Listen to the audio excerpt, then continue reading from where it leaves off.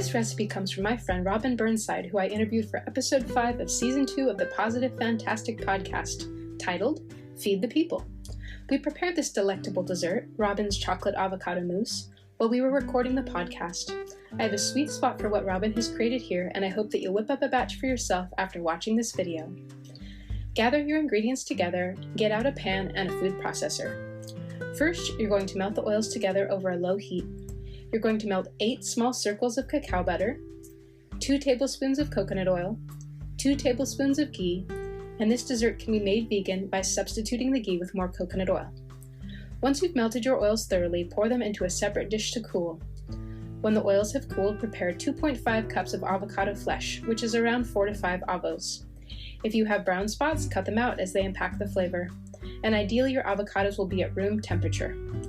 Then you can add your cooled liquid oils to the avocados so they won't cook your mixture. Now, simply put all the ingredients together in a food processor, add 1 cup raw honey or vegan sweetener, an 1/8 teaspoon salt, and 1 tablespoon vanilla. You'll want to add around 1 cup raw cacao powder. The more cacao, the more rich chocolate flavor. We added a full cup.